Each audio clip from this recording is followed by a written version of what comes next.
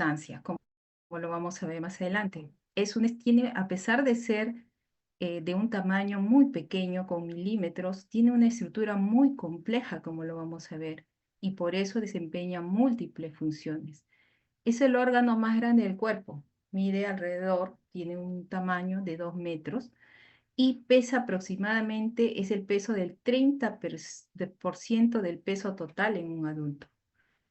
Y es el límite, la piel, entre el medio interno y el medio externo. Por eso va a cumplir muchas funciones, que vamos a verlo más adelante, como la función de barrera, que es el límite, termorregulación, que quiere decir nos va a ayudar a perder temperatura a través de las glándulas sudoríparas, nos va a proteger de las radiaciones ultravioletas con la melanina, es un órgano de percepción porque tiene receptores sensoriales, también participa en el metabolismo de la vitamina D y finalmente una de las funciones más importantes viene a ser que es la vigilancia inmunológica a través de las células de Langerhans.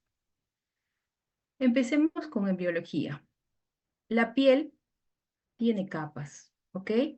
Vamos a ver que tiene 3 capas importantes: la epidermis, la dermis y la hipodermis.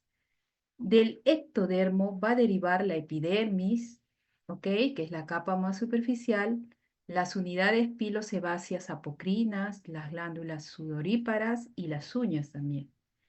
Del neuroectodermo, que deriva del ectodermo, van a proceder los melanocitos, los nervios y receptores sensoriales especializados. Y del mesodermo van a salir células como la de Langerhans, los fibroblastos, los vasos sanguíneos, linfocitos, músculos y los lipocitos. Y las células de Merkel, vamos a ver que probablemente tengan origen en la cresta neural o también podrían ser células epidérmicas modificadas. ¿Ok? Además es importante saber, miren, que el desarrollo tanto del epidermis y de la dermis, dentro de ellos el tejido vascular y nervioso, se da a partir ya del segundo mes de vida embrionario, o sea, a partir de la 8ª semana, y se va a completar incluso después del nacimiento. La estructura de la piel.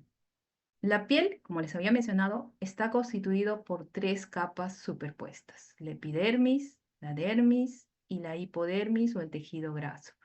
Dentro de esas estructuras también vamos a encontrar el pelo, las uñas, las glándulas sebáceas, las sudoríparas y las glándulas apocrinas. La piel, entonces estas 3 grandes capas, epidermis, dermis y la hipodermis, tiene un tamaño que puede ser promedio, máximo y mínimo. Y eso va a variar de acuerdo, primero, por ejemplo, de acuerdo a la edad del paciente. Si es un niño, un recién nacido, un niño, un adolescente, un adulto, el grosor de la epidermis va a ir cambiando. Se sabe que en los niños la epidermis, en general, la piel es una estructura mucho más delgada, tiene mayor poder de absorción y eso es importante tenerlo en cuenta por el uso, por ejemplo, de medicamentos. Ustedes saben que hay corticoides tópicos de diferentes potencias. ¿Qué quiere decir? Que tienen diferentes tipos de actividad. Puede ser de baja, de mediana y de alta potencia. Entonces, ¿de qué me sirve este conocimiento? Pues en un paciente pediátrico, un recién nacido, no está indicado el uso de corticoides de alta potencia que penetran en la piel porque su piel es mucho más delgada que un adulto. También de acuerdo al sexo, es diferente la piel del varón con de la mujer y en diferentes zonas corporales también. En la misma persona, la piel va a tener diferente tamaño de acuerdo a la localización. Por ejemplo, a nivel de las palmas y de las plantas, tanto la epidermis como la hipodermis es mucho más gruesa. Las zonas de las flexuras, el cuello, la zona inguinal, la zona axilar, los párpados, la piel es mucho más delgada. Eso hay que tenerlo en cuenta para el tratamiento, por ejemplo. Entonces, la epidermis tiene un promedio que va de 0,07 hasta 0,17 milímetros, la dermis desde 1,7 a 2 y la hipodermis puede ser inclusive hasta de 30 milímetros en diferentes zonas, ¿ok? Entonces esos son los tamaños promedios del epidermis, dermis, hipodermis. Como ven, es una estructura delgada. Aquí vemos un esquema, ¿no? La epidermis, la dermis, que es la segunda capa, y la hipodermis, que es el tejido graso. Y aquí vemos un esquema o un dibujo de cómo se ve la piel con toda su estructura. La parte más superficial, la parte rosada, hasta la parte fucsia o magenta, esa viene a ser la epidermis, que es la capa más superficial. También tenemos esta parte que es de color media, de color crema, es la dermis, ¿ok? Y la parte más amarilla, donde se ven unas células naranja, viene a ser la hipodermis. Las tres capas de la piel, pero entremezcladas vemos la salida de folículos pilosos, también vemos el poro de glándulas sudoríparas, junto al pelo vamos a ver más adelante que están las glándulas sebáceas y también las glándulas apocrinas. Vemos también una red de vasos sanguíneos, ¿ok? En dos redes, una superficial y una más profunda. También hay vasos linfáticos y también hay terminaciones nerviosas. Esto es un corte histológico de una piel. Se ve un poco diferente al anterior, ¿ok? Esta parte de color más intensa viene a ser la epidermis. En este caso, la piel tiene un epitelio plano, estratificado, queratinizado. Miren que tiene como unas papilas, como unas indentaciones que penetran a esta otra zona que viene a ser la dermis. Entonces, no es una estructura lineal como veíamos acá, sino es una estructura un tanto indentada con papilas y crestas. ¿Ok? Eso viene a ser la epidermis. Debajo de la epidermis tenemos a la dermis, que es la parte un poco más clara, donde vemos que hay algunas glándulas, hay algunos folículos pilosos inclusive, y más abajo vemos las células redondas, parecen vacías, que son el tejido celular subcutáneo o la hipodermis. Este es un corte histológico. Entonces, vamos a hablar de la primera capa, que es la epidermis. Como habíamos dicho, la epidermis es un tejido epitelial pavimentoso estratificado. ¿Qué quiere decir?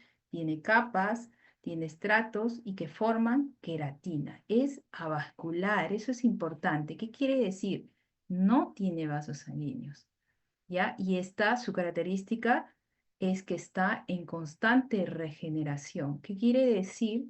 Que continuamente de las capas más, desde la capa basal, como vamos a ver en un dibujo más adelante, hasta la capa más superficial, está continuamente en regeneración, ¿ya? Entonces, este epidermis está constituido por algunas células, como ¿quiénes son? El queratinocito, o también llamado corneocito.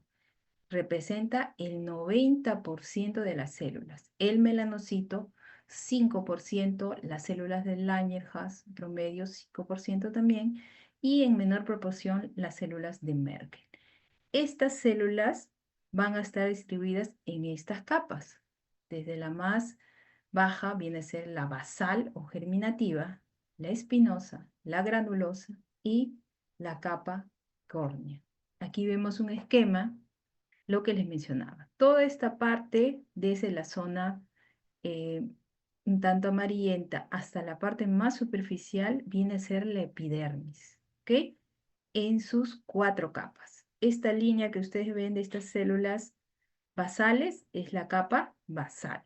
Más arriba vemos la capa espinosa, donde ven que las células empiezan a tener como unos pequeños gránulos, se llama capa granulosa, y finalmente la capa más superficial es la capa córnea. Entonces, todas estas células son los corneocitos. Pero además hay otras células. Aquí vemos una célula pintada de color marrón con unas dendritas que viene a ser el melanocito. Esta otra célula que también tiene como unas dendritas de color verde es la representación de las células de Langerhans, y esta otra célula basal viene a ser la representación de las células de Merkel. Este es un esquema. Pero aquí vemos un corte histológico donde también podemos ver desde la capa basal el estrato espinoso, el estrato granuloso y el estrato córneo. Debajo de eso está la dermis. Este es otro corte histológico donde podemos ver todas las células del epidermis y las capas que forman. En esta parte vemos el estrato basal, donde las células son un tanto cilíndricas, dispuestas en forma lineal, ¿ok? Y entre las células basales vemos unas células que aquí no podemos ver sus dendritas porque necesitan una coloración especial. Este es una coloración hematocilina eosina y no pinta este tipo de células con sus dendritas. Vienen a ser los melanocitos. Cada tanto de las células basales de los corneocitos o queratinocitos encontramos melanocitos. También hay células de Merkel, ¿ok? Y en las capas más superiores vamos a ver las células de Langerhans. Entonces veíamos el estrato basal. Superior a esta, algunas capas tenemos del estrato espinoso. Le llaman espinoso porque tiene unas uniones. No sé si pueden visualizarlo. Tienen unas uniones entre las células que a la microscopía parecen ver como si tuvieran espinas. Por eso le han denominado estrato espinoso. Y las capas casi ya más superficiales, cerca al estrato córneo, son las células del estrato granuloso. ¿Por qué? Porque aparecen unos gránulos que le dan ese nombre. Y finalmente tenemos la capa más superficial, es el estrato córneo, donde no se ven, se ve como una masa, ¿ok? Como un conglomerado de células aplanadas, ese es el estrato córneo. Y hacia abajo vemos la dermis. Hablemos entonces de la capa basal. La capa basal solo es una hilera de células cilíndricas, ¿ok? Que están unidas. Entonces, son las células que tienen la característica de estar en mitosis continua para formar las capas más superiores, ¿ok? Por lo tanto, sus núcleos son grandes, como ustedes pueden ver acá, sus citoplasmas son basófilos, y estas células están unidas tanto a la capa, a esta membrana basal, como a las otras células eh, por uniones especiales, como vamos a ver más adelante, pero una de las uniones más importantes son los desmosomas. En este esquema se puede ver el tamaño del núcleo, que es grande porque está en mitosis, ¿ok?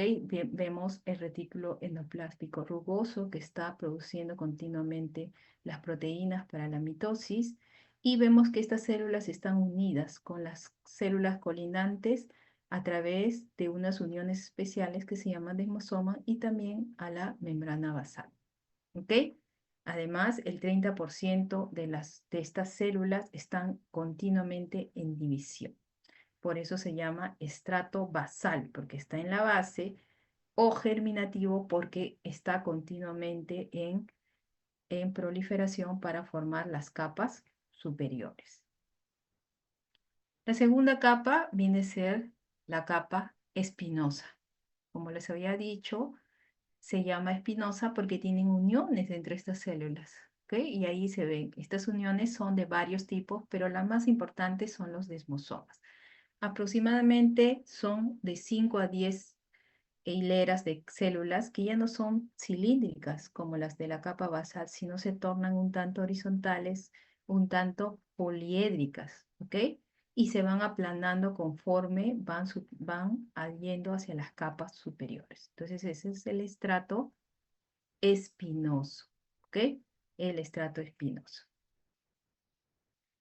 Las capas más superficiales, las que están yéndose ya hacia más arriba, hacia la capa córnea, están constituidas por 2 a 3 hileras de células que tienen unos gránulos. Se vuelven más aplanadas todavía y de ahí su nombre, que son las de la capa granulosa, porque tienen unos gránulos. ¿Y qué son esos gránulos? Estos gránulos se llaman gránulos de queratohialina. Estos gránulos de queratohialina contienen una proteína, la profilagrina. Y esta profilagrina, cuando llega a la queratina, se va a convertir en filagrina y va a cumplir un papel fundamental. Como vamos a ver más adelante, pero los corneocitos. Los queratinocitos tienen dentro, ¿ok? Tienen una estructura de queratina, ¿ok? Y esta estructura va a ser estabilizada gracias a la filagrina. Además, estas células también tienen queratinosomas o cuerpos laminados de Otla, que son, que son lípidos. Y estos lípidos, cuando llegan a la capa córnea, van a ser expulsados hacia el medio intercelular, donde van a dar, van a presentar, a formar la sustancia intercelular con ceramidas y ácidos grasos. Finalmente llegamos a la capa córnea. Hemos pasado de la capa basal, que es unas células de disposición vertical, solo una hilera de células continuas en mitosis, al segundo estrato espinoso, que es resaltante por sus uniones, que son los desmosomas, que son la que tiene más, vamos a decir, más grupos celulares, al estrato granuloso, que recibe su nombre gracias a los gránulos que tiene en su citoplasma, y finalmente llegamos al estrato córneo. Hasta acá las células estaban vivas. En el estrato córneo las células han perdido ya su núcleo, ¿ok? Son células aplanadas, son células sin núcleo, sin organelas, están muertas, ya no están vivas, pero se mantienen muy unidas entre sí, muy unidas entre sí y continuamente se van a ir desprendiendo. ¿Ok? Gracias a la capa córnea, gracias a que esta capa, las células se encuentran unidas, va a hacer que nuestra piel tenga la rigidez y la flexibilidad que necesita para adaptarse al entorno y también que sea permeable e impermeable. ¿Ok? Hay un estrato lúcido, como ustedes pueden ver en el esquema, que hay algunas zonas del cuerpo donde se pueden ver, como es en las palmas y en las plantas. ¿Ok? Además, este tipo de piel lo vamos a encontrar cubriendo toda la zona visible de la persona, toda la piel, y también mucosas, ¿ok? Pero miren acá en esta última parte, a excepción del dorso de la lengua y el paladar duro, la mucosa oral no posee capa granulosa ni capa córnea. En la mucosa oral, ¿ok? No tenemos la capa granulosa ni córnea, solo tenemos el estrato basal y el estrato espinoso, ¿ok? No tenemos capa córnea ni estrato granuloso. El número de estas láminas o de estas, vamos a decir, de estas filas de células va a variar. Por ejemplo, a nivel de las palmas y plantas, que es donde la piel es más gruesa, el estrato córneo puede tener hasta más de 100 capas de células aplanadas del estrato córneo. Y en algunas zonas es mucho menor. Yo les había hablado anteriormente, entonces, que las células de pasar desde la capa basal hasta la última capa, que era el estrato córneo, las células iban a ir moviéndose, ¿no? Y las células basales se iban a proliferar e iban a ir subiendo hasta desprenderse en la capa córnea. Pero estas células se mantienen unidas, se mantienen comunicadas. Estas vienen a ser todas las uniones, son un esquema de las estructuras tan complejas que ayudan a que los queratinocitos se mantengan unidas y puedan migrar hasta la capa córnea de forma ordenada. ¿Ok? Este viene a ser la representación de un corneocito del estrato basal porque es un poco cilíndrica, ¿ok? Un tanto vertical. Las células se encuentran unidas, por ejemplo, hacia la membrana basal por una estructura que son hemidesmosomas. Estas uniones vienen de dentro del citoplasma y se van a anclar hacia la membrana basal. También hay unas uniones tipo GAP, que son como unos conductos entre las células colindantes que permiten el pasaje de pequeñas moléculas, hormonas, sustancias, inflamatorias, ¿ok? Que van a comunicar a las células para que van a determinar muchas veces, por ejemplo, su división, su proliferación. También hay uniones de tipo adherente y estas son las uniones más importantes, las que le había mencionado, los desmosomas. Conectan los filamentos intermedios de queratina de una célula con la otra célula. Estos vienen a ser los desmosomas, son las uniones intercelulares más importantes. También hay uniones oclusivas menos importantes, pero de entre todas, la que más habría que recordar, la que es más compleja, vienen a ser los desmosomas, que se pueden visualizar a nivel del estrato espinoso y se ven como espinas, de ahí que llevan su nombre.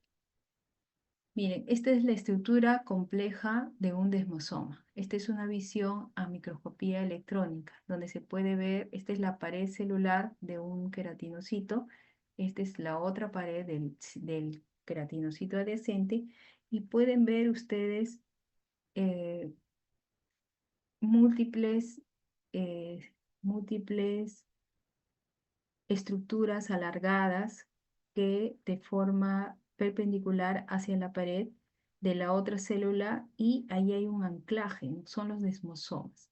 Aquí podemos ver una representación. Esta viene a ser una pared celular, este es el espacio intercelular y aquí vemos los filamentos de queratina, ¿ok? Filamentos de queratina que son anclados por otras estructuras como la filagrina, que vamos a ver que está en la capa córnea. Este es de la otra célula. Y hay una familia de proteínas especiales que se llaman caderinas en el espacio intercelular de ambos corneocitos que fijan estas estructuras, ¿ok? Y que le dan la estabilidad y la función del pasaje de sustancias, la comunicación entre estas células. Esto es importante conocer, por ejemplo, ¿por qué? Dentro de las familias de las caderinas, por ejemplo, se encuentran la desmogleína 1 y la desmogleína 3. La desmogleína 1 está presente casi en todas las capas de la epidermis, desde la basal hasta la capa córnea. La desmogleína 3, en cambio, está presente generalmente más en las capas más basales y en el estrato espinoso. Hay una enfermedad, seguro han leído o han revisado de repente en otras especialidades que de repente están llevando acerca del pénfigo. Los pénfigos son un grupo de enfermedades ampollares. Dentro de ellos, uno de los más frecuentes e importantes viene a ser el pénfigo vulgar, también el pénfigo foliáceo. Es una enfermedad donde se presentan ampollas en diferentes zonas del cuerpo. ¿Y cuál es el antígeno? Hacia donde van dirigidos los anticuerpos, porque es una enfermedad inmune, es a esta familia de las caderinas, o sea, ataca a estas uniones intercelulares. ¿Ok? El pénfigo vulgar, que es el más importante, va a atacar, por ejemplo, de la desmogleína 1. ¿Ok? La desmogleína 3. La desmogleína 3. Y va a afectar también las mucosas. Recuerden que a nivel de las mucosas, les había mencionado que solo teníamos la capa basal y el estrato espinoso. Entonces la desmogleína 3 se encuentra presente en estos grupos. Y si los anticuerpos atacan a la desmogleína 3, entonces vamos a ver manifestación a nivel de la cavidad oral, de las mucosas y también en el resto de la piel. En cambio, el pénfigo foliáceo, sus anticuerpos están dirigidos contra la desmogleína 1, que se presenta en las capas más superficiales. ¿Ok? Como la mucosa oral no tiene tanta desmogleína 1 porque se encuentra en las capas más superficiales que no están presentes en la mucosa, en el pénfigo foliáceo no hay afección de la mucosa oral, pero sí del resto de la piel. Entonces, el tener conocimiento de la ubicación, por ejemplo, de estas caderinas, desmogleína tipo 1 y tipo 3, nos hacen diferenciar clínicamente dos enfermedades y entender por qué en uno sí se afecta la mucosa y en otro no. Para eso sirve el conocimiento de la estructura histológica y molecular de la epidermis, porque así nos va a explicar por qué algunas enfermedades tienen algunos síntomas y otras, inclusive pertenecientes al mismo grupo de enfermedades, no afectan ciertas zonas del cuerpo. Vamos a pasar a la cornificación, ¿ya? Habíamos visto ya las capas de la epidermis, ¿ok? Hemos visto las uniones que permiten que estas capas se mantengan unidas, pero los queratinocitos, que son las células más abundantes, su función primordial es formar la capa córnea, ¿ok? Y sintetizar queratinas. Entonces, ¿qué son las queratinas? Las queratinas son, ustedes ya lo han revisado en bioquímica, son unas proteínas que van a formar el citoesqueleto de los corneocitos, ¿ok? De las queratinocitos. El citoesqueleto está formado por filamentos intermedios de queratina. Además hay otras como la tubulina y la actina, ¿ok? Entonces, a medida que el queratinocito va a ir ascendiendo de la capa basal, va a ir formando más filamentos intermedios de queratina dentro de su estructura. Además, habíamos visto, ¿se acuerdan? Que en el estrato granuloso había gránulos de queratohialina. Estos gránulos tenían profilagrina, que al llegar a la capa córnea se convierten en filagrina. Y esta filagrina va a estabilizar a los filamentos intermedios de queratina. Su función es eso, estabilizar a los filamentos intermedios de queratina dentro de la célula, ¿ok? Dentro de la célula. Aquí podemos ver, este es el espacio intercelular, aquí están los desmosomas, estos vienen a ser los filamentos intermedios de queratina y los que lo estabilizan viene a ser la profilagrina, ¿ok? Ahora, cuando hay alteración en esta proteína, por ejemplo, producen algunas enfermedades. Ustedes han escuchado hablar de la dermatitis atópica. Es una enfermedad de base genética, ¿ok? Donde, donde se ha visto que hay alteración a nivel de esta proteína, de la filagrina, que no estabiliza los gránulos perdón, los filamentos intermedios de queratina, por lo tanto, no va a cumplir una de sus funciones que es retener agua, ¿ok? El queratinocito entonces tiene filamentos intermedios de queratina, tiene además una matriz amorfa interfilamentosa, que es la filagrina, y tiene una estructura, tiene su pared que está cornificada, ¿ok? En este esquema también vemos que el pH, a medida que la célula, el corneocito llega hacia la capa córnea, se va volviendo ácido, que es el pH de la piel. El pH de la piel es un pH ácido que va de 4.5 a 5.3, como vamos a ver más adelante por qué sucede eso.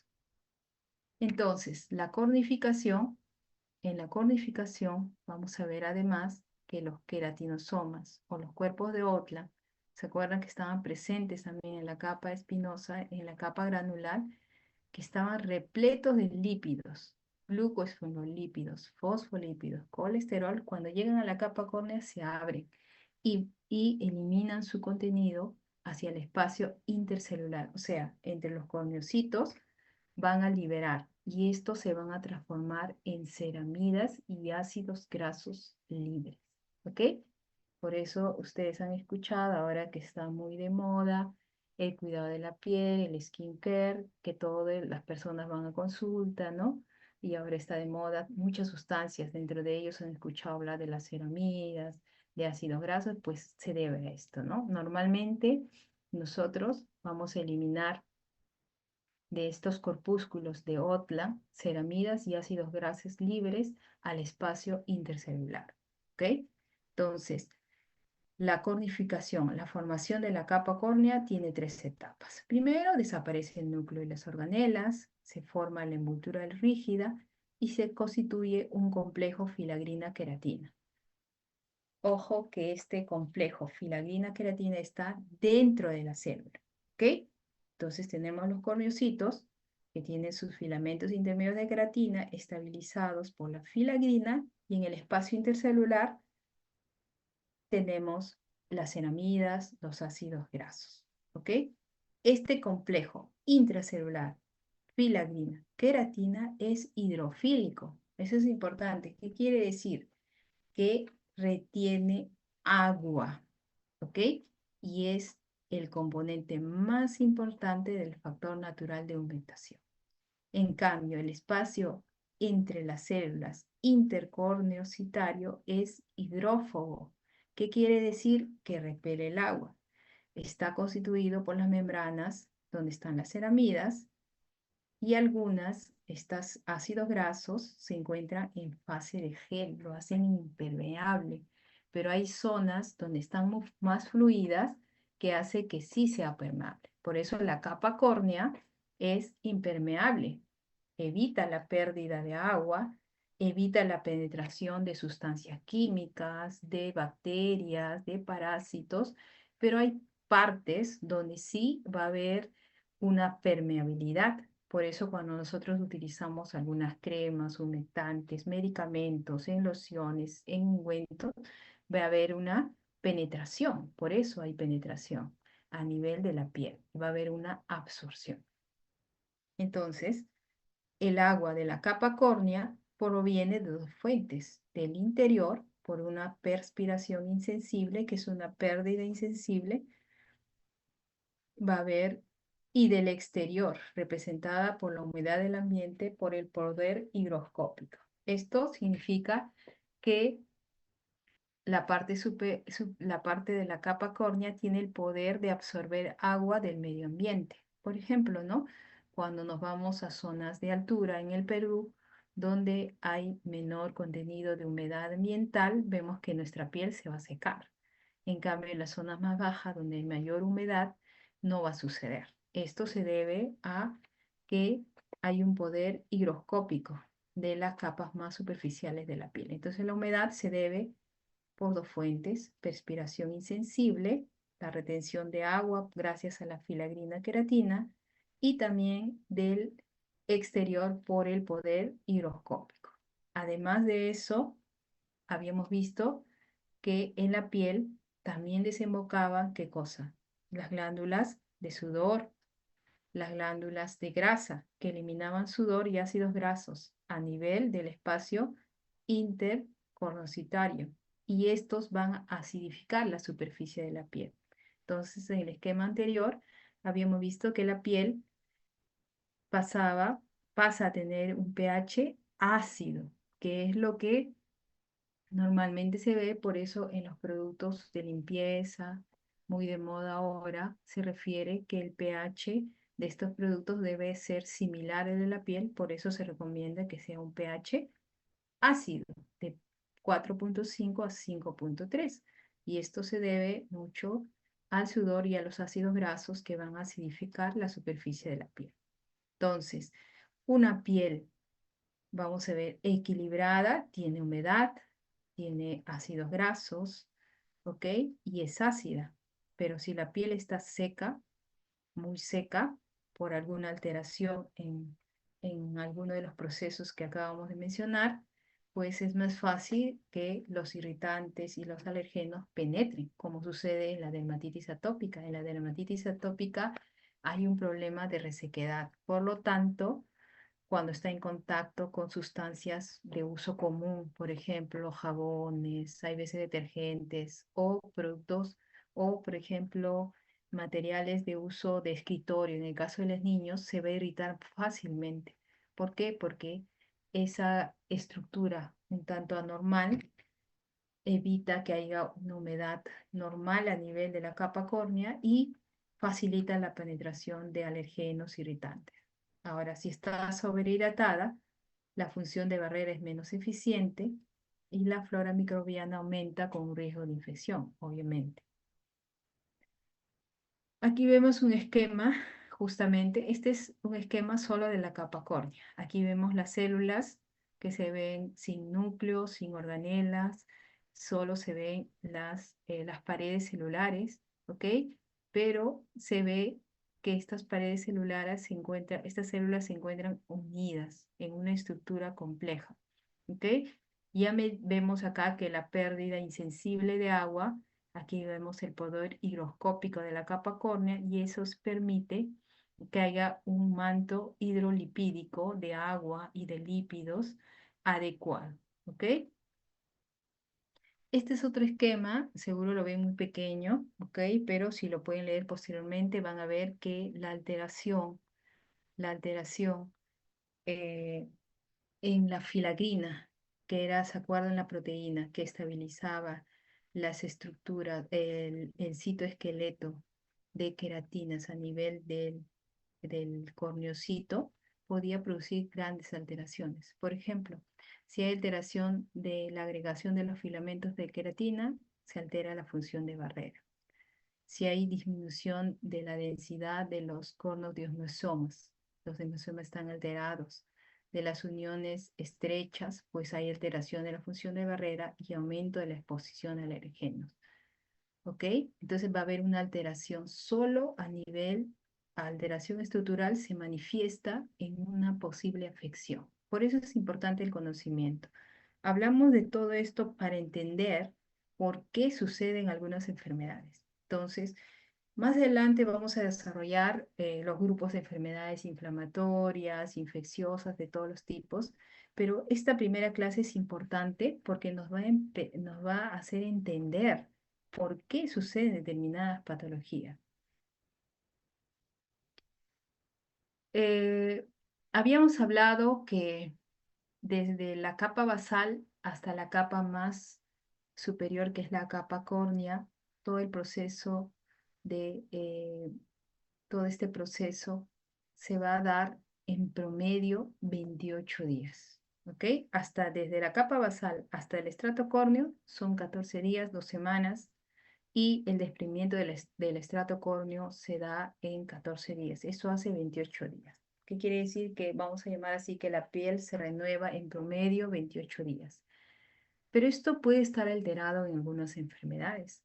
Por ejemplo, la psoriasis, que es una patología inflamatoria muy frecuente que lo vemos en consultorio, por procesos inflamatorios, por una base genética, pues todo esto que debería darse en 28 días se va a dar en promedio 4, 5, 7 días. Y eso va a hacer que, pues, que todas las capas se vayan engrosando y clínicamente, ¿cómo lo vamos a visualizar?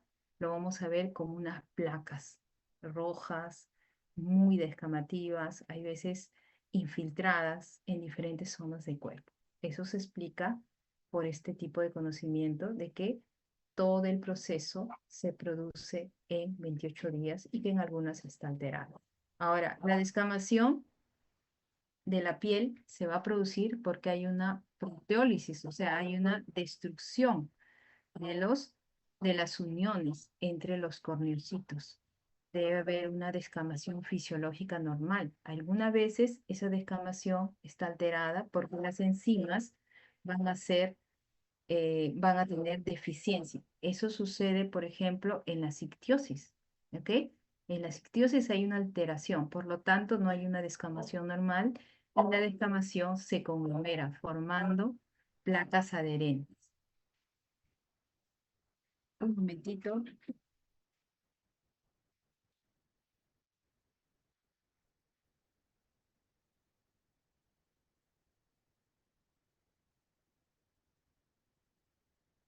Bueno, hasta ahora hemos hablado de la epidermis, hemos hablado de las capas, hemos hablado de las uniones, ¿ok? Pero además del corneocito, habíamos visto que también hay otras células. No solo está el queratinocito, que es el más frecuente, el más común de todas las células y que cumple la mayoría de funciones que hasta ahora hemos visto. ¿Ok? Pero hay otros tipos de células. Tenemos las células de Langerhans, ¿ok? Tenemos los famosos melanocitos y tenemos también las células de Merkel, que ahora las vamos a revisar. El melanocito. El melanocito vienen a ser células dendríticas, son derivadas del neuroectodermo, ya lo habíamos mencionado, están en la capa basal. ¿Se acuerdan en la capa basal que había una hilera de células cilíndricas? Pues ahí, dentro de ellas, intercaladas, se encuentran los melanocitos. Se encuentran los melanocitos. ¿Ok? Estos melanocitos están en algunas zonas, uno cada 5 queratinocitos hay un melanocito. Y estos melanocitos, como pueden ver en el esquema, tienen como unas dendritas, ¿ok? Tienen como unas dendritas. Y estas dendritas les sirven para que lleguen o se unan en promedio a 35 y 40 corneocitos o queratinocitos. ¿Para qué se van a unir? Para darles, para llevarles una organela, que son los que van a encontrarse dentro la melanina. ¿Ok? Hay dos tipos de melanocitos. Hay unos melanocitos que son secretorios, o sea, estos, los que tienen estas dendritas que llevan pues la melanina hacia los queratinocitos, y hay otros continentes que no tienen que no producen esta melanina y que sin dendritas, como que están en las lecumeninges, en la retina, y algunos están en la dermis. Miren, cuando estamos en el proceso de formación a nivel del embrión, los melanocitos van a migrar desde el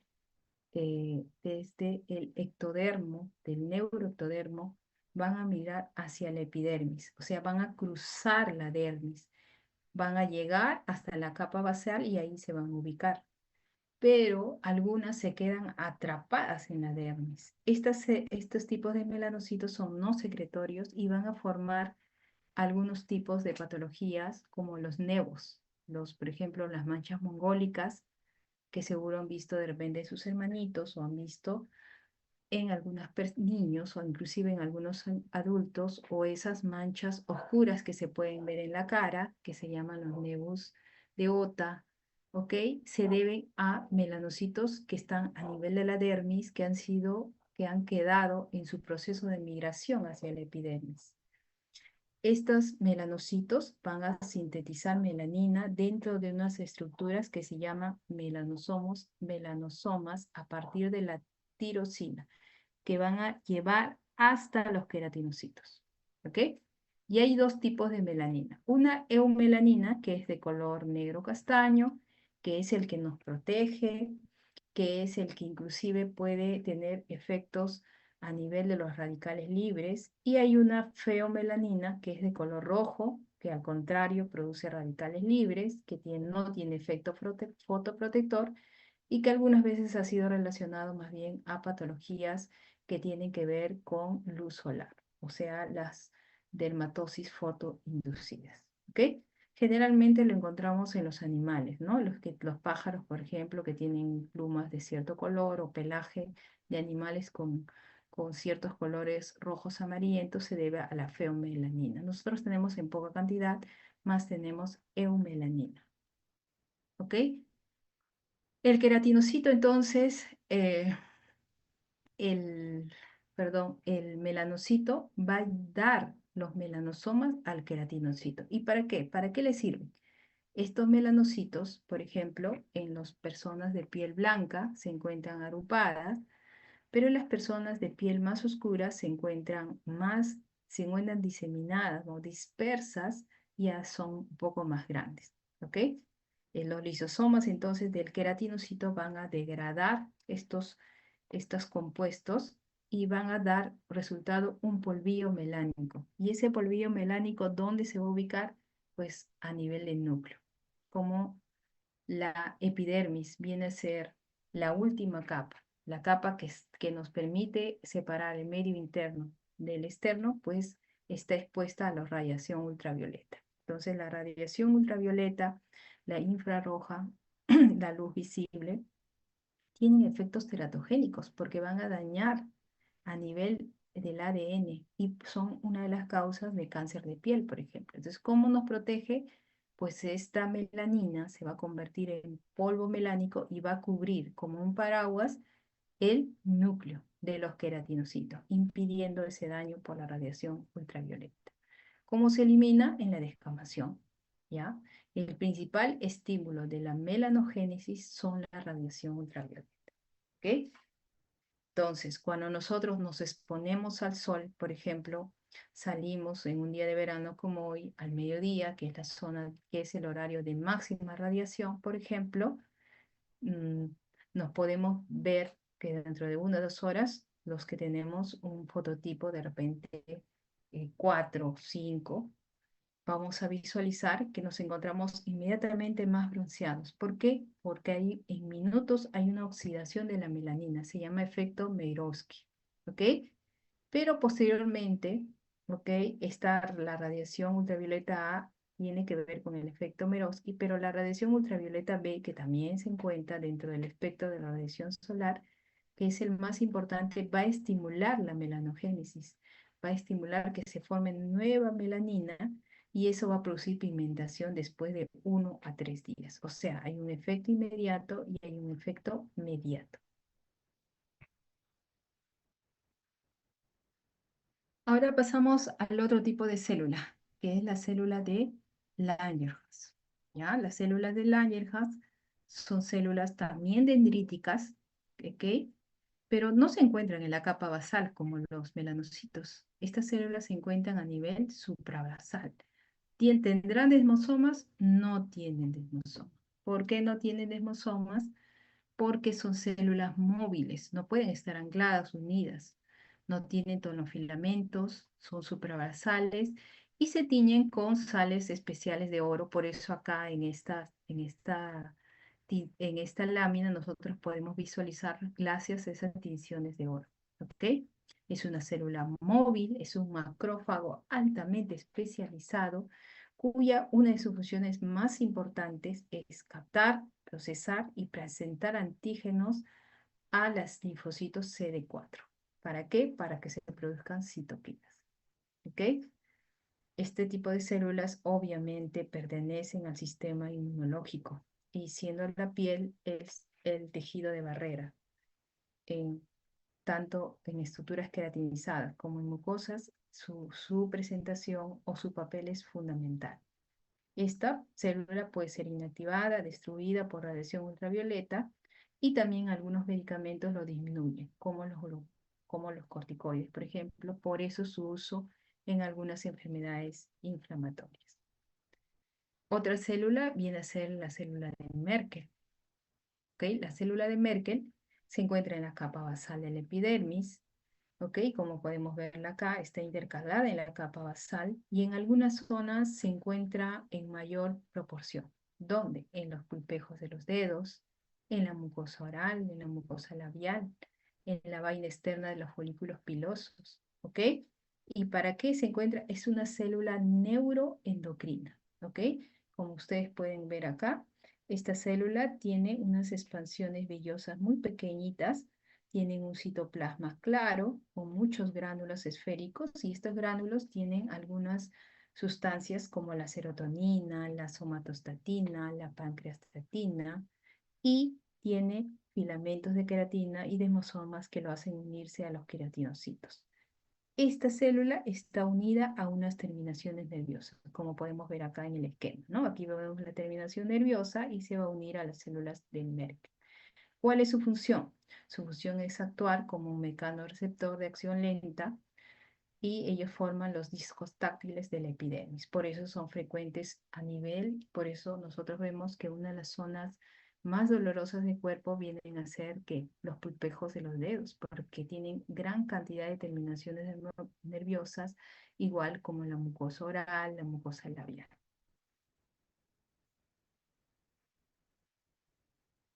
Hasta aquí hemos terminado de ver todo lo que es la epidermis, con sus capas, con todas sus células, y ahora ya vamos a pasar a la segunda capa, que es la dermis. Pero hay una unión entre la epidermis y la dermis, hay una unión. Esta unión es la membrana basal, ¿ok? La unión dermoepidérmica está dada por la membrana basal. Aquí vemos un esquema donde vemos la epidermis con forma indentada. Estas se llaman papilas dérmicas, ¿ok? Y aquí vemos la dermis que tiene, estas son las crestas, perdón, y estas son las papilas, ¿ok? Entonces tenemos las crestas de la epidermis y estas son las papilas que encajan en la dermis, que se unen, ¿no? Tienen una forma identada. Esta forma identada entre salientes y entrantes están en toda la piel, pero en algunas zonas se pueden visualizar, por ejemplo, en los pulpejos de los dedos, y esos son, vamos a ver, vamos a que esa es la explicación por qué se ven esos dermatoglifos a nivel de los dedos y que son la base de las huellas dactilares, de la identificación de las personas, que son únicas en cada persona. Se debe a esta unión dermoepidérmica. ¿Ok? Esta membrana basal, esta lámina basal, a su vez tiene tres capas. ¿Ok? Tiene una capa que se llama lámina lúcida, lámina densa y sublámina densa. La lámina lúcida es esta capa que está de color naranja. Ahí vamos a ver que es un espacio donde va a anclarse el hemidesmosoma que viene del corneocito hacia la lámina densa. ¿Ok? Tenemos la lámina densa, donde tiene colágeno de tipo 4, ¿ok? Y luego tenemos la sublámina densa. En la sublámina densa van a pasar también estructuras de anclaje desde la lámina densa hacia la dermis. Entonces, la membrana basal tiene un andamiaje estructural muy complejo. Ahí vamos a ver la presencia de múltiples tipos de queratinas. Va a dar una conexión y una unión firme entre la dermis superficial y la epidermis. Va a regular la permeabilidad entre la epidermis y la dermis y también va a permitir el desarrollo y la diferenciación de la epidermis y va a participar activamente en la reparación tisular. O sea, la membrana basal es una estructura no solo de interfase entre la epidermis y la dermis, sino es una estructura de por sí compleja. Ahora vamos a hablar de la dermis. La dermis es la capa de sostén y nutrición de la epidermis. Cuando empezamos a hablar de la epidermis, habíamos hablado que era una estructura avascular, o sea, no tenía vasos sanguíneos. ¿De dónde se va a nutrir la dermis? La epidermis a partir de la dermis, ¿ok? La dermis entonces tiene dos partes, la dermis papilar y la dermis reticular. La dermis se llama papilar porque está en la zona de las papilas, ¿ok?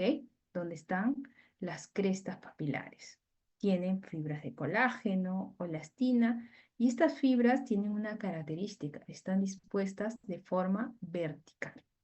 Y en esas fibras, ahí encontramos el plexo vascular superficial. Y luego tenemos la dermis reticular, donde las fibras son más gruesas, y las fibras se localizan de disposición horizontal. Entonces tenemos dermis papilar, fibras verticales más delgadas, ahí está el plexo vascular superficial y la dermis reticular, donde las fibras son más horizontales y son más gruesas. Ahora, la dermis está constituida por células, por las fibras que acabamos de mencionar, y hay una sustancia fundamental, amor. ¿Qué células vamos a encontrar? Pues vamos a encontrar el fibroblasto, que es la célula que va a sintetizar las fibras y la sustancia fundamental amorfa, ¿ok? Tiene un aspecto dendrítico, ¿ok? Algunas veces cuando cumple la función de fagocitar se llama fibroclasto, interviene en reacciones inflamatorias y cuando está inactivo recibe el nombre de fibrocitos, ¿ok? Pero esta es la célula estrella de la dermis, como es del tejido conectivo, y ella es la que va a producir, la que va a sintetizar todas las fibras. Tenemos otras células presentes, claro, tenemos histocitos que vienen a ser eh, alargadas en forma de estrella, que van a estar, su función es la fagocitosis. También encontramos mastocitos, que tienen que ver con inflamación. Tenemos la presencia de linfocitos, ¿ok? Y de otras células inflamatorias. Y aparte de las células, tenemos las fibras, las del colágeno y las elásticas y la sustancia fundamental, amor. Entonces, de las fibras tenemos dos tipos de fibras, fibras colágenas y fibras elásticas. Las fibras colágenas son muy gruesas, ¿ok? Son las fibras más gruesas, son fibras largas, son no ramificadas, ¿ok?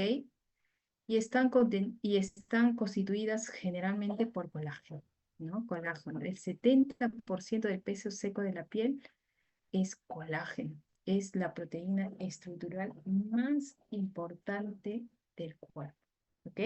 Por eso seguramente se le está viniendo a la mente porque a medida que pasa el tiempo, a medida que se da el proceso de envejecimiento a nivel de la piel, como este esquema, ustedes pueden ver que con el paso del tiempo se va presentando pues las arrugas, ¿no?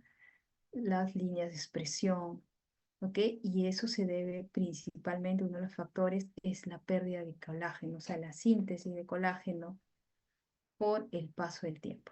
Y es por eso que este producto, el colágeno, es grandemente explotado por las farmacéuticas en los tratamientos de belleza, ¿no? Y están incluidos en muchos de los tratamientos como rellenos o estimulantes de colágeno, ¿ok? Hay alrededor de 15 a 20 tipos de,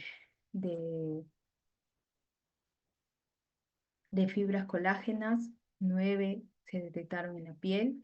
El tipo más frecuente es el tipo 1, que se encuentra en la dermis reticular. El tipo 3 también en la dermis papular y perianexial. El tipo 4 y 5 en la lámina densa. Y el tipo 7 en la sublámina densa. ¿Dónde se sintetiza? En los fibroblastos, como procolágeno y va a ser modificada en el espacio, vamos a decir, espacio intercelular, va a ser modificada. Por ejemplo, si hay una alteración en su síntesis, se va a producir enfermedades como el síndrome de Ehlers-Danlos y la esclerodermia.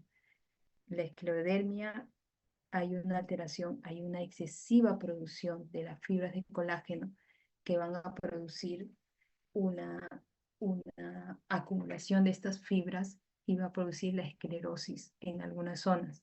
Por ejemplo, en los dedos de la mano produce esclerodactilia, en la cara, en la zona del pecho, en la espalda. Se explica por qué. Porque hay un aumento de la producción de las fibras del colágeno y también puede haber una alteración en el proceso de degradación. El colágeno no está de forma permanente, sino que se va a degradar, ¿ok? Con una enzima que es la colagenasa. Las otras fibras son las fibras elásticas. Las fibras elásticas no son gruesas, son finas, son ramificadas, están entrelazadas y onduladas.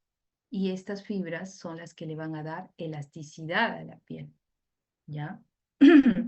Están compuestas por elastina y por fibrilinas. Y cuando hay una alteración en su estructura, por ejemplo, se da la enfermedad o el síndrome de Marfan.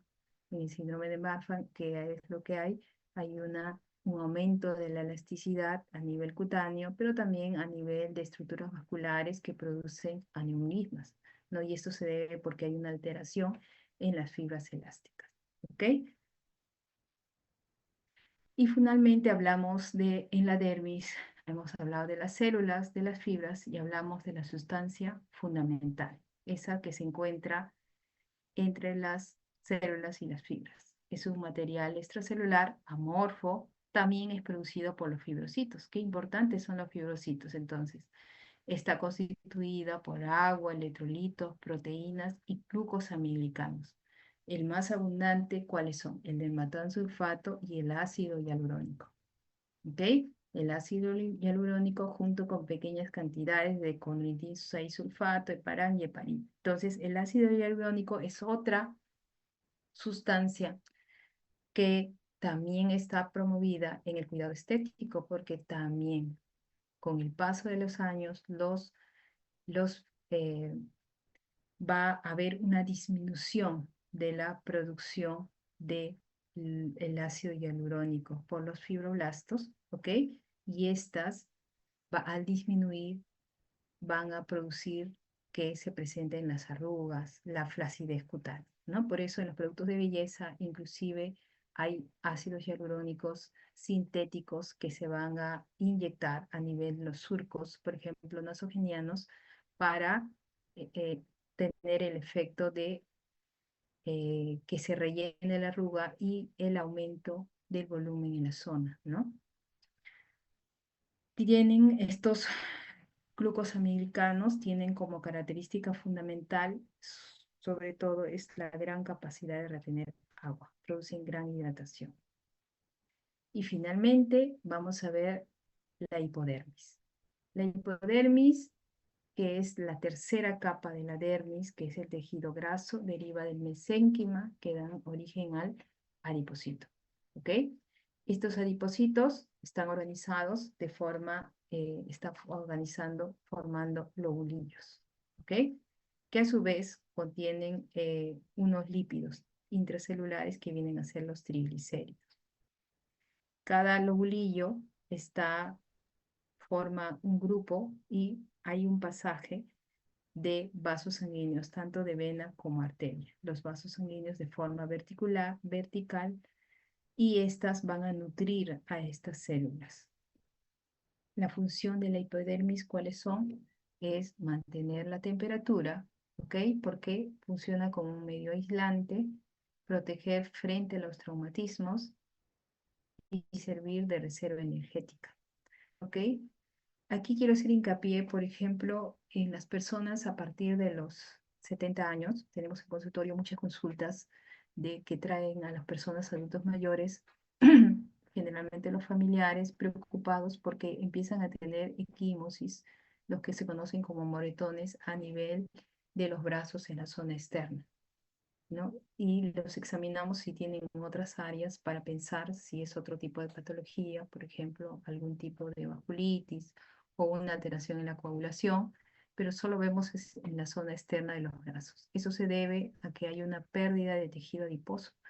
El tejido adiposo sirve como un amortiguador. Entonces, a las personas adultas, cuando la parte más móvil del cuerpo viene a ser los brazos, ¿ok? Y en las personas adultas a veces lo jalan de los brazos o se impulsa a través de eso, o cuando se mueve, sufre pequeños golpes, hay una fragilidad capilar, ausencia de tejido adiposo, y eso produce un daño vascular y se pueden ver las equimosis, que no es una traducción de una enfermedad o una alteración a nivel del sistema de coagulación, sino tiene que ver con el trauma. Eso se llama dermatoporosis, que viene a ser el envejecimiento cutáneo. Ahora hablemos también de las otras estructuras que vamos a encontrar a nivel cutáneo. Vamos a hablar de los vasos sanguíneos. Después del tejido adiposo encontramos la aponeurosis y el músculo, ¿ya? Las arterias musculares van a penetrar en la piel por la hipodermis y van a formar dos planos, ¿ok? Un plano, vamos a ver qué es un plano, estos son los vasos sanguíneos, van a penetrar y van a formar dos plexos, un plexo profundo y un plexo superficial. Aquí está la epidermis. Todo esto es la dermis y esta es la hipodermis. ¿Ok? Entonces tenemos el plexo profundo, donde se forma una red de vasos sanguíneos. Tenemos unos vasos comunicantes y aquí se va a formar un plexo superficial. Y a nivel de las papilas dérmicas vamos a ver que se forma, pues ahí está la arteriola y la vénula. Se forman ramas comunicantes. ¿Ok? Se forman vasos comunicantes, ¿ok? Del plexo superficial, de este plexo superficial, se van a desprender los vasos capilares que se conectan con las vénulas. Pero en algunas zonas hay unos cortocircuitos arteriovenosos que se llaman cuerpos glómicos. ¿Por qué se dan? Para regular flujo sanguíneo y temperatura, y son frecuentes en algunos lugares, como los pulpejos de los dedos, por ejemplo, las zonas sacrales. ¿Ok? Eso hay que tenerlo en cuenta. Entre el plexo profundo y el plexo superficial se van a unir, como les había mencionado, por unos vasos comunicantes. En algunas zonas se hace en forma de, como una ramificación, en forma de candelabro. Y eso es lo que se puede visualizar, por ejemplo, en los livedos reticulares. ¿Ok? Estos vasos comunicantes, por ejemplo, cuando los bebitos, cuando los niñitos son pequeños, cuando hace frío, o en las personas que tienen alteraciones o colagenopatías, se ven unas estructuras un tanto violáceas a nivel de las piernas, que corresponde al livedo reticularis, que es la representación de estos vasos comunicantes que se pueden visualizar. A medida que nosotros envejecemos, este plexo subpapilar va a ir desapareciendo con la atrofia cutánea. Por eso vamos a ver que en las personas adultas mayores la piel se va palideciendo. ¿Ok? Y también es importante decir que en los recién nacidos, todo este plexo todavía no funciona de forma correcta. Entonces, estos plexos van a funcionar de forma inestable. Por eso la piel de recién nacido es un tanto roja, donde se ve muchas veces livedo reticularis. Todavía está regulándose la vasoconstricción y la vasodilatación. Ahora vamos a hablar acerca de los nervios. Habíamos visto que la piel va a recibir una inervación compleja, formada por un sistema aferente de la porción simpática y un eferente de la porción simpática y aferente responsable de la sensibilidad cutánea. Hay tres tipos de terminaciones que hay que tener, que son las más importantes. Terminaciones nerviosas libres, las relacionadas con el pelo y las terminaciones encapsuladas. Las libres nos ayudan a percibir la temperatura, el prurito, el dolor. Las que forman redes alrededor de los pelos actúan como mecanorreceptores, son las que están relacionadas con las células de Merkel que le acabamos de ver, y las que están encapsuladas incluyen estos tipos de corpúsculos. Por ejemplo, los corpúsculos laminados de Pacini o de Battista-Pacini están asociadas a presión y a vibración, que son estas grandes, ¿ok? Los corpúsculos táctiles de Meissner son sensibles al tacto, ¿ok? Y permiten la discriminación táctil, que son estas de colores amarillos. Los corpúsculos bulbosos pueden ser mecanorreceptores o receptores de frío, y los de Ruffines son mecanorreceptores. Estas vienen a ser las encapsuladas. Como ven, se encuentran casi en la dermis papilar y también en la dermis reticular. Vamos casi terminando ya y vamos a hablar de los anexos cutáneos. Habíamos visto ya la epidermis, la dermis, la hipodermis. Acabamos de ver la inervación nerviosa y también vemos que hay otras estructuras que vamos a ver en la piel, como es el folículo piloso y las glándulas. ¿Ok? El complejo piloso comprende el folículo piloso, ¿ok? El complejo piloso entonces comprende este folículo piloso, comprende el músculo erector del pelo, la glándula sebácea y en algunos lugares, unido a esto, tenemos las glándulas apocritas. ¿De dónde derivan este complejo piloso? Deriva de un brote de células pluripotentes de la epidermis que van a proliferar hasta la dermis, la hipodermis, ¿ok? Y el pelo está presente en casi todo el cuerpo, ¿ok? Está presente en casi todo el cuerpo, excepto en algunas zonas, como por ejemplo las palmas y las plantas. Tienen un efecto, tienen una función protectora. Por ejemplo, a nivel de las cejas, de las pestañas, tienen el efecto de evitar que las gotas de sudor penetren al ojo en zonas de fricción, como las axilas en la zona púbica tienen la función de amortiguar o evitar la fricción, tienen efecto protector de los rayos ultravioleta, por ejemplo, en las personas que tienen calvicie. Se puede ver que en esas zonas del cuero cabelludo, a diferencia de las que tienen pelo, van a formar alteraciones de piel por radiación solar, como son las queratosis actínicas o inclusive cánceres cutáneos. Entonces tienen un factor protector y tienen un valor estético también. El pelo es una estructura compleja, ¿ok? Entonces habíamos visto que el pelo se formaba a partir del epidermis que penetraba la dermis y formaba el bulbo. Esta estructura dilatada en forma de mazo viene a ser el bulbo, ¿ok? El bulbo.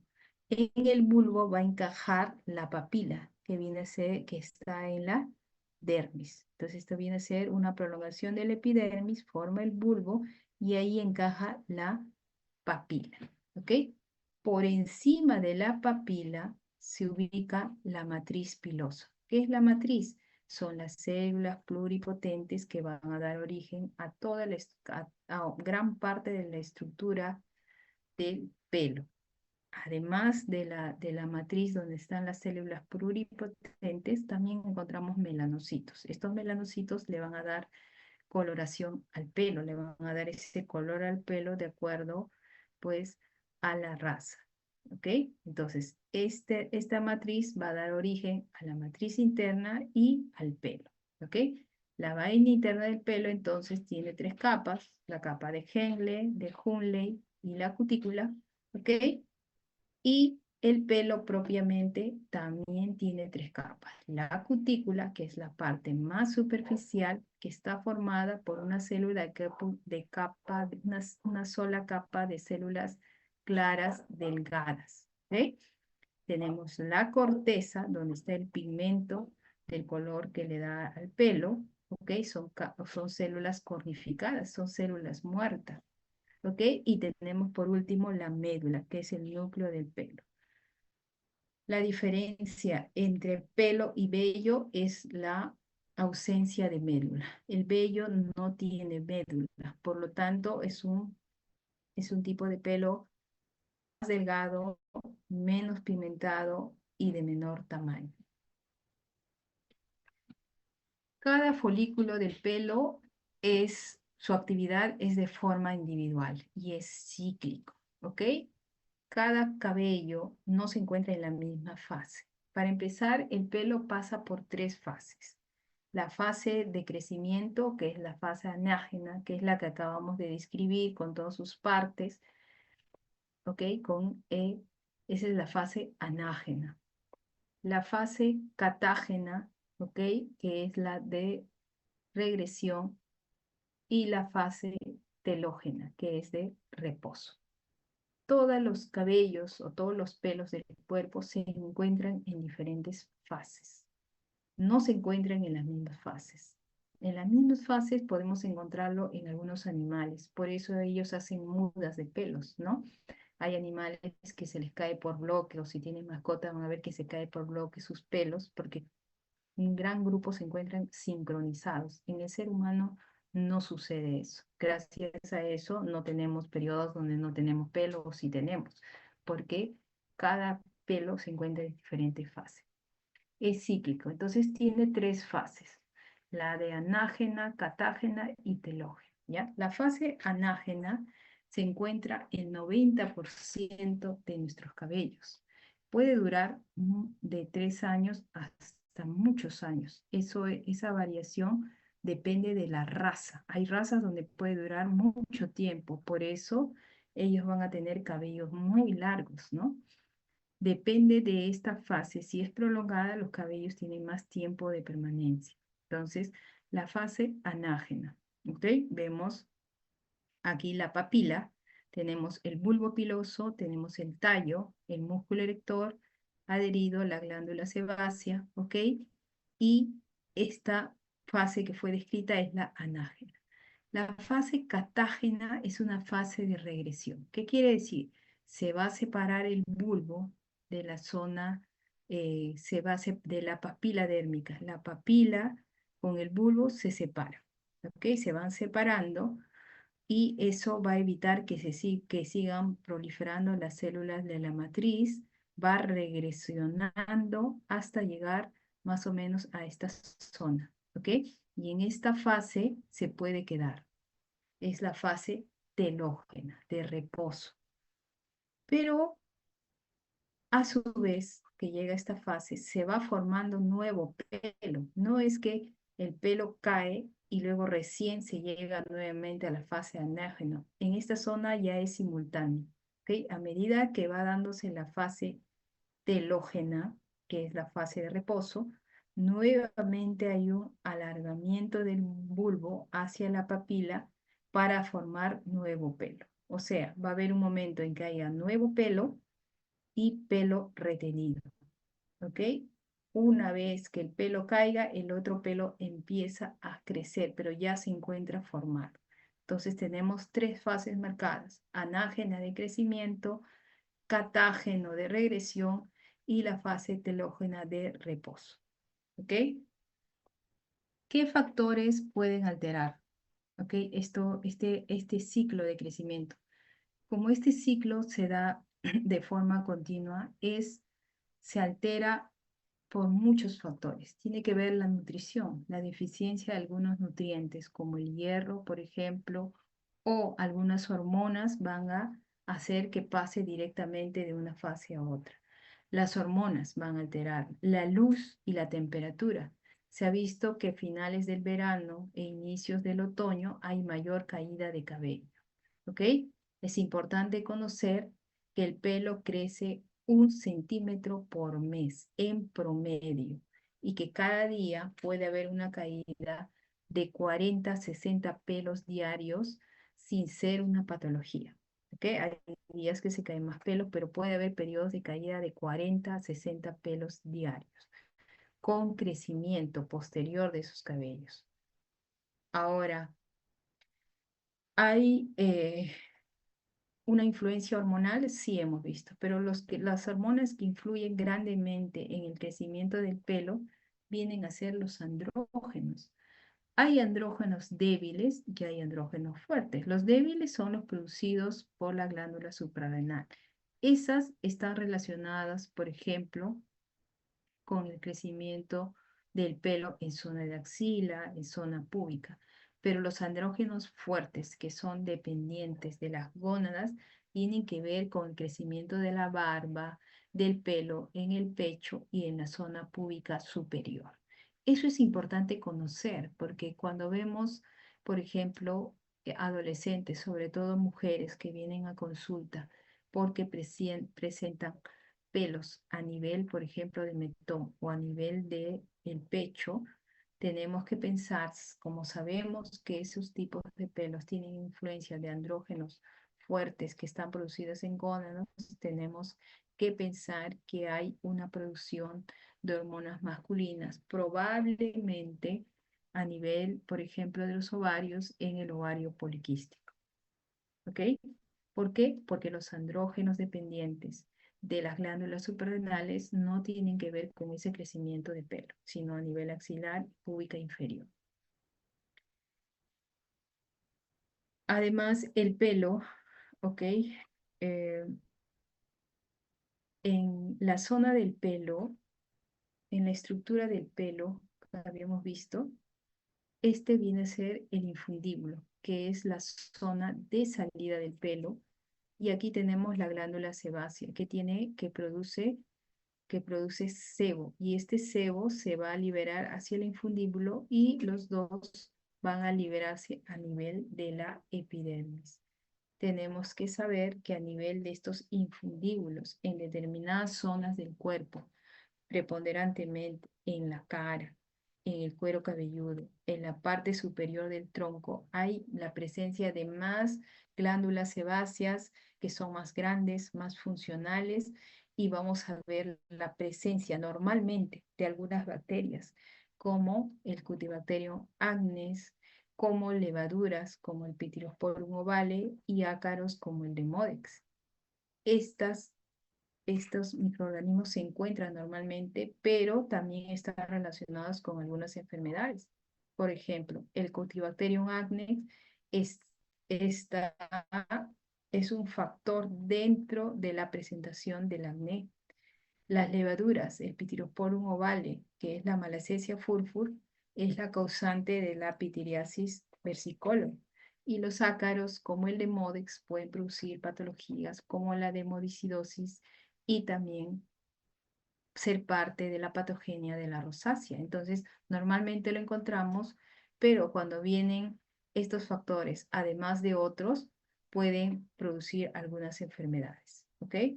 Hay dos tipos de pelo, como lo habíamos dicho, el vello y el pelo terminal, cuya diferencia es que el vello no tiene médula, por eso el vello es más corto, más delgado, menos pigmentado, que diferencia del pelo terminal.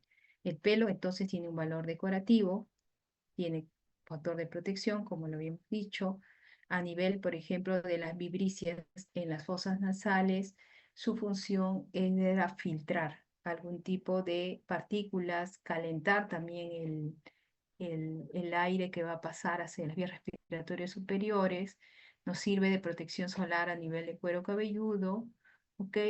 Y en algunas zonas de fricción, como las axilas y la zona púbica, va a reducir la fricción, ¿ok? Esto es importante conocer, ¿ok?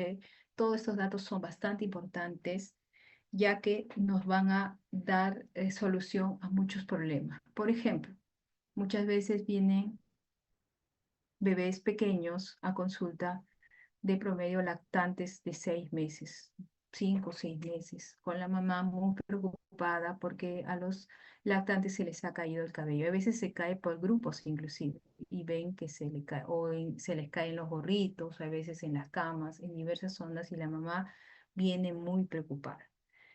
Eso es una caída fisiológica, por ejemplo. Eso es normal. Ahí no habría que buscar, si al examen físico no encontramos descamación u otro tipo de alteraciones, solo la caída de cabello, estamos en un grupo de lactante. En esos meses tenemos que sospechar que es una caída fisiológica, que ahí no hay ninguna patología. ¿Ok? Entonces, saber estos datos son bastante importantes para distinguir lo normal, lo fisiológico de lo que realmente constituye una enfermedad. Otro anexo cutáneo viene a ser la uña. La uña es un apéndice cutáneo altamente modificado que va a cubrir la parte extrema de nuestros dedos, ¿ok? Esta es un corte tangencial. Aquí vemos un corte, vamos a decir, una foto frontal. Ahí vemos la lámina ungueal. Esta estructura blanca en forma de semiluna es la lúnula, que es la visualización de la matriz, ¿ok?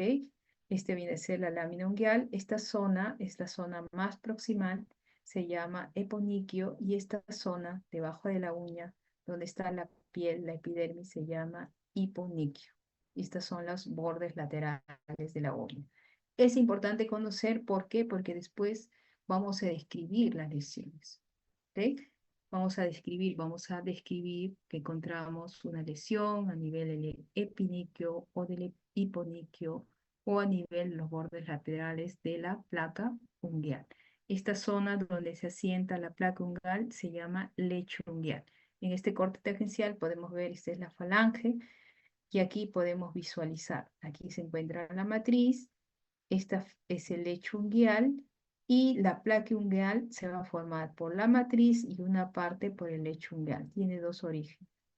Esta parte del borde de la uña se llama hiponiquio y esta zona donde termina el epidermis está el eponiquio y ahí hay una pequeña cutícula que muchas veces se lastima cuando se hacen los tratamientos en las uñas, sobre todo en las mujeres, ¿no? Que ahí se daña la cutícula y hay veces al dañarse esta cutícula permite el pasaje de algunas sustancias o de repente microorganismos como levaduras o dermatofitos que van a dañar la placa ungueal. ¿Ok? Entonces habíamos visto que la lúnula es la terminación distal de la matriz. En esta zona de la matriz no, en esta zona de la matriz o del lecho no encontramos melanocitos funcionantes. Por eso nosotros cuando vemos la uña la vemos rosada, porque vemos prácticamente visualizamos los vasos sanguíneos, no podemos ver pigmentación, que se va a ir cambiando a medida del paso de los años. Pero si vemos la uña, por ejemplo, en niños o en ustedes que son más jóvenes, ahí pueden visualizarla como rosada totalmente.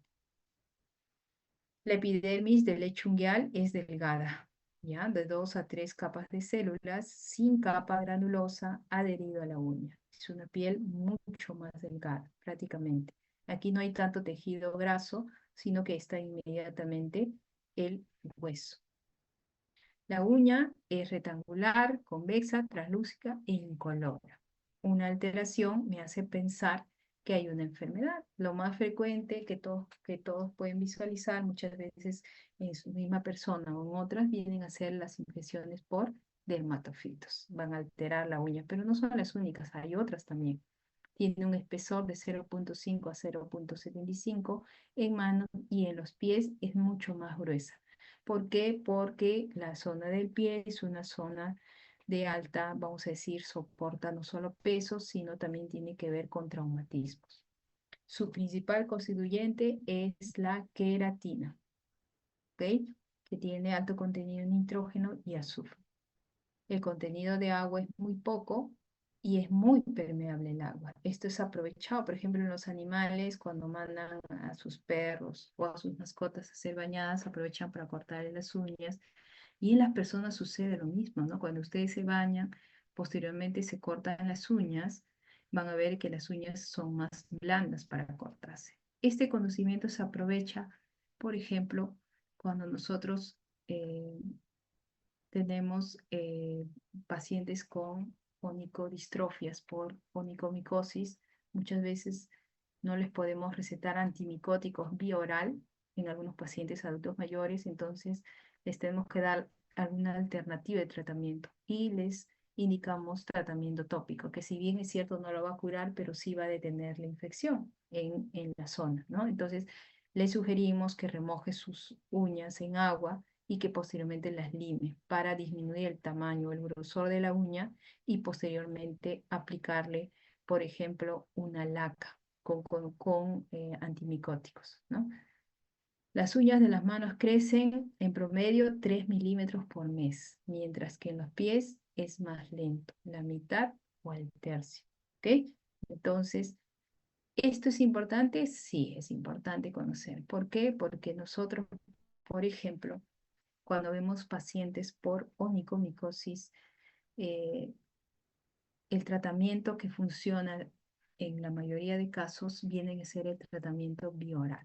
El medicamento, uno de los medicamentos más usados es la terbinafina. Usamos terbinafina en onicomicosis de manos en promedio 2 meses y en onicomicosis de pies usamos 3 meses promedio, ¿ok? Pero en 2 meses, ¿cuánto habrá crecido? Más o menos en uña de mano 6 milímetros, ¿ok? 6 milímetros, que es, vamos a decir, menos de la mitad del tamaño de la primera uña del dedo pulgar. Entonces el paciente viene y nos dice, yo sigo con hongos. Entonces, no es que siga con hongos, la uña ha sido alterada.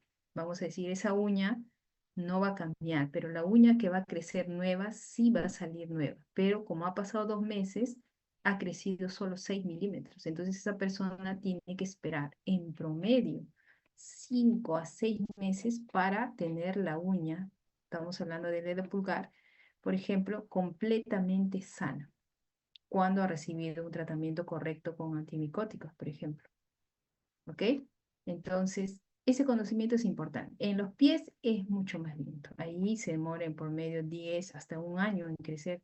Mientras más avance la edad, la uña crece mucho más lento. Mientras más joven es, crece mucho más rápido.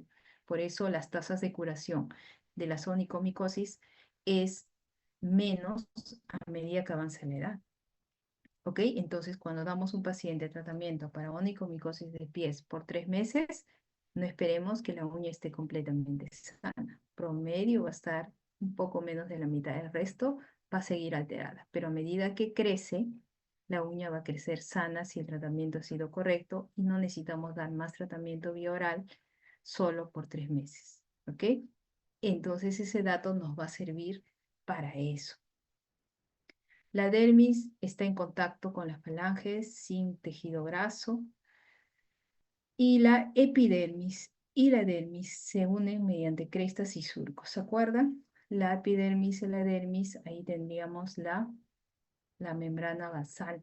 Se unían con unas estructuras donde había papilas y donde había crestas. ¿Se acuerdan? Que formaban las huellas dactilares. Pues a nivel de la zona dorsal, a nivel donde está la placa ungueal, va a haber, eso nos va a permitir ver el tejido vascular superficial y esa alteración nos va a hacer ver hemorragias en astilla, por ejemplo, en las colagenopatías. ¿Ok? Se puede visualizar, es uno de los criterios diagnósticos, por ejemplo, de algunas colagenopatías.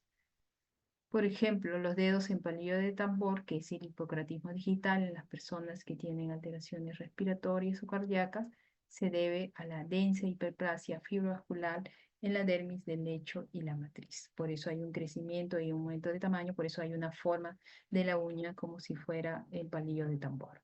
Entonces, la uña cumple un papel importante a nivel como un anexo cutáneo, sí, produce, es un factor de protección de la falange distal, actúa para estímulos táctiles, para ejercer presión, para el rascado y también rol defensivo, sobre todo en algunos animales.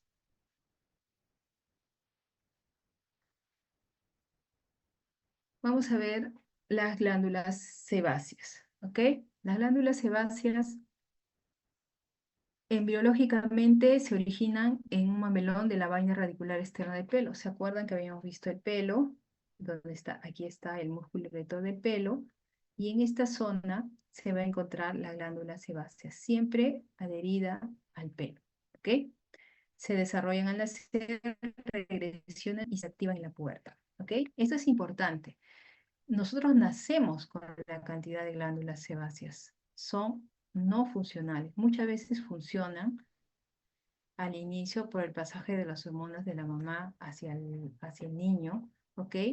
Y posteriormente regresionan y se van a activar con las hormonas, sobre todo con los andrógenos. Entonces, por ejemplo, un niño de 6 años tiene glándulas sebáceas activas, no. ¿Va a tener acné? No. ¿Va a tener dermatitis seborreica? No. Si nosotros vemos, por ejemplo, un niño que tiene glándulas sebáceas activas, tenemos que sospechar de algún tipo de patología que haya activado estas glándulas sebáceas.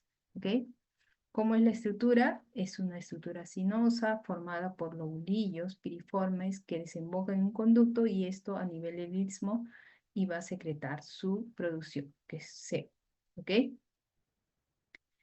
Tienen una secreción holocrina. ¿Qué quiere decir? Que estas células, junto con estas células, van a desintegrarse parte de estas células y van a ser parte de la secreción. Las glándulas sebáceas están en todo el cuerpo, excepto en algunas zonas, como las palmas y las plantas, el dorso de las manos, ¿ok? Y en algunas zonas son altamente marcadas, como el tórax, el cuero cabelludo, el escroto, ¿ok? En algunas zonas no están con los folículos pilosos. Por ejemplo, ¿dónde no vamos a encontrar unidas el pelo? Porque en el resto están con unidas a folículos pilosos. En los labios, en el pezón, en la areola femenina, en el prepucio y en los labios menores. Y ahí reciben nombres. Por ejemplo, en los labios, puntos de Fordyce, en la areola, tubérculos de Montgomery, el prepucio y labios menores, glándulas de Tyson. Les hago hincapié en estos datos porque los pacientes a consultorio vienen con eso, vienen con unas lesiones a nivel de puntiformes amarillentas de los labios, o a nivel de los areola, o a nivel de las genitales, y ellos, algunas veces hay médicos generales que los catalogan como verrugas u otro tipo de lesiones, y a veces son tratados de forma incorrecta. Hay que conocer que estas son lesiones variantes de la normalidad, no todos lo tienen, pero se pueden presentar. El estímulo más importante son los andrógenos y está constituido el 75% por triglicéridos, que se transforman en ácidos grasos libres por las lipasas de la flora bacteriana. ¿Se acuerdan que habían bacterias a la saliva del infundible? Pues estas transforman en ácidos grasos libres. El sebo, su función, ¿cuál era? Hidratación y lubricación de la piel. ¿Se acuerdan? Entre los corneocitos, las glándulas sudoríparas y las sebáceas, pues van a acidificar la piel. Además, es fungistático y bacteriostático. Esto es importante. Por ejemplo, cuando nosotros vemos un niño pequeño de 5 años y vemos otro adolescente de 15 años y los dos vienen por descamación, por caída de cabello, yo sin antes de ver al paciente, yo tengo que pensar que el adolescente probablemente es otro tipo de patología. Puede ser una alopecia areata. Pero en el caso del niño, la primera posibilidad es que sea una tinea capitis. ¿Por qué? Porque el sebo que produce el adolescente es un factor protector para la entrada de dermatofitos u otro tipo de hongos a nivel de cuero cabelludo, cosa que no se da porque no es funcionante en un niño, ¿ok? En un niño, por eso es frecuente las tiñas capitis, por esa edad. Con la edad, la producción de sebo disminuye, obviamente, pero las glándulas sebáceas aumentan, se vuelven papulares. Son hiperplasias de glándulas sebáceas. También es un motivo frecuente de consulta en dermatología por los adultos mayores. Vamos terminando ya. La glándula ecrina. ¿Ya? Las glándulas ecrinas derivan del ectodermo, son funcionales a partir de los 10 a 15 días del nacimiento. Nosotros nacemos con toda nuestra cantidad de pelos, con toda la cantidad de glándulas sebáceas, glándulas ecrinas y paracrinas. Algunas funcionales, otras no. ¿Ok? Nosotros no formamos nuevos folículos pilosos, no formamos nuevas glándulas sudoríparas, ecrinas. Si se dañan por alguna enfermedad, ya no se vuelven a regenerar. ¿Ok? Entonces, cuando el bebé, cuando el recién nacido, tiene todas sus glándulas ecrinas, o sea, sus glándulas sudoríparas se encuentran activas en toda la piel. Entonces, como ustedes entenderán, en una pequeña extensión de piel hay una gran cantidad de glándulas sudoríparas.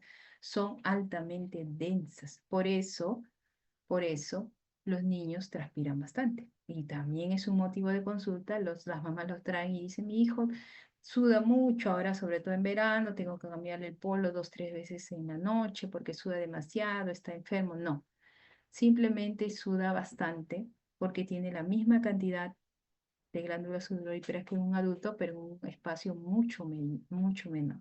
¿Ok? Estas glándulas constan pues de un adenómero, de un conducto excretor y una porción excretora. ¿Ok? Son las glándulas ecrinas. Este sudor es incoloro, inodoro, hipotónico, compuesta por agua y algunos solutos. Tiene un pH ácido, por lo tanto no es un buen sustrato para el desarrollo de bacterias. ¿Cuál es la función del sudor?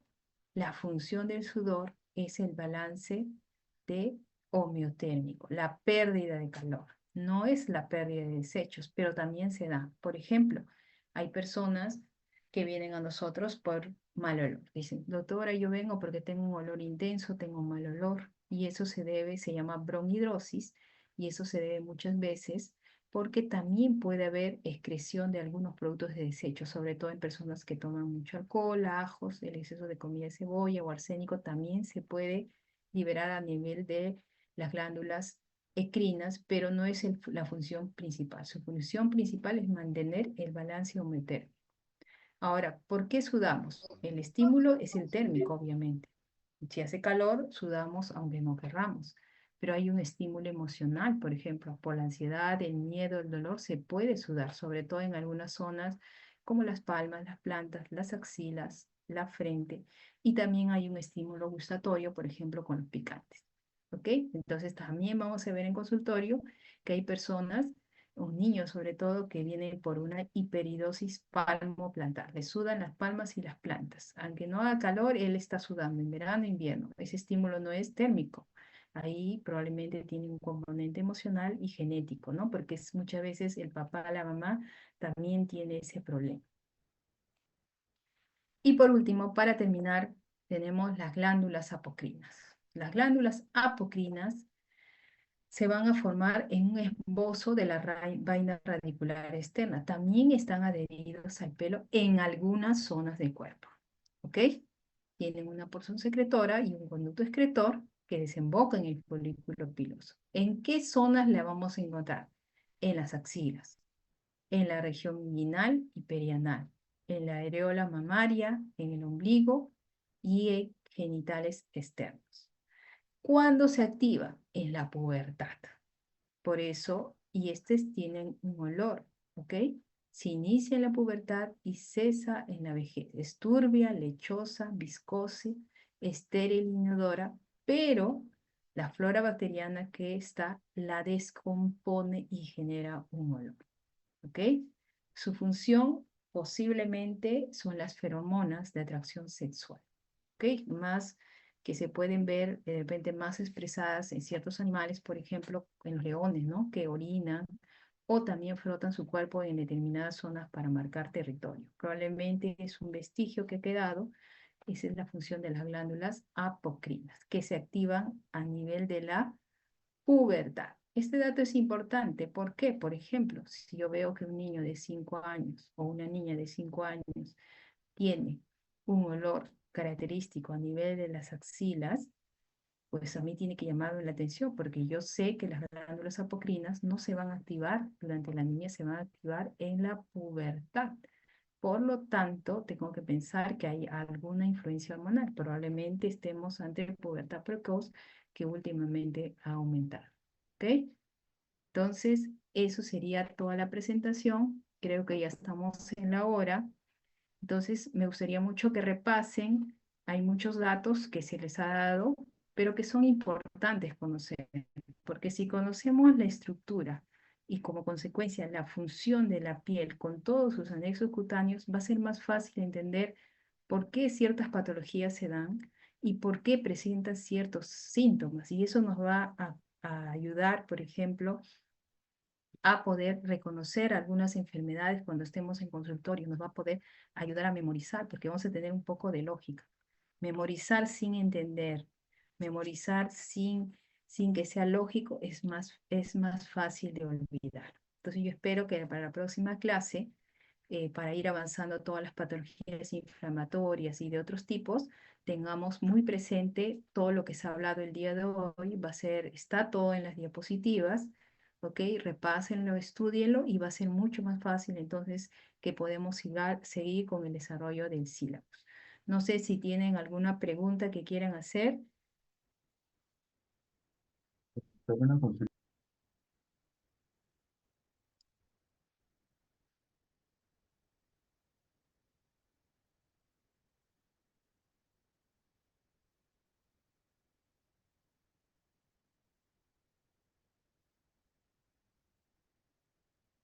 A ver, ¿tienen alguna pregunta? No los escucho, tenía que hablar más fuerte. Doctor, una consulta. ¿Qué libro Sí. puedo leer para dermatología? Bueno, esta parte de histología lo pueden encontrar en los libros, en los tratados de dermatología, ¿ok? Ahí lo pueden encontrar. Pero en las diapositivas, sobre todo esta parte de lo que es histología o funciones, en las diapositivas está explicado. Yo creo que tendrían que estudiar bastante bien estas diapositivas. Ahora, si quieren ampliar un poco más, eso sí.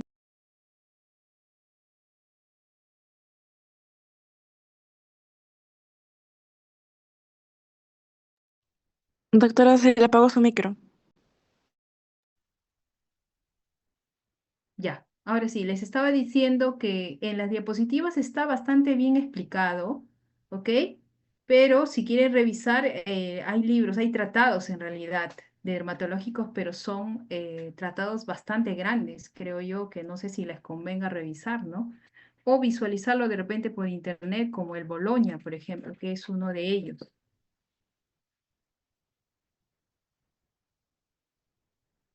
El otro es el Fitzpatrick, ¿ok?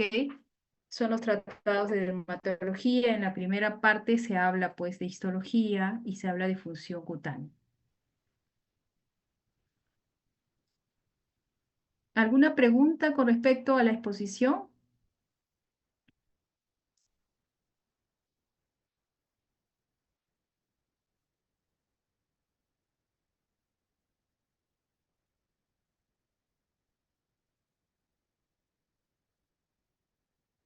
Bueno, si no hay preguntas, la encargada me refirió que tenía que pasar lista, pero no sé si me ha pasado la lista. En todo caso, le podría pedir a la delegada si puede pasar la lista, por favor. Sí, ya anoté a todos los integrantes de la reunión. Ah, ya, perfecto. En todo caso, hay que hacerle presente a la secretaria o a la persona que coordinó conmigo, ¿ya? Para la siguiente clase es presencial, va a ser el día miércoles, ¿ok? Y vamos a tratar lo que sigue a continuación en el sílabo, ¿ok? Que son, creo que, enfermedades infecciosas, si no me equivoco. Ok, doctora. Listo, bueno, eso sería todo. En todo caso, si hay alguna pregunta, alguna duda, lo podemos resolver en la próxima clase presencial.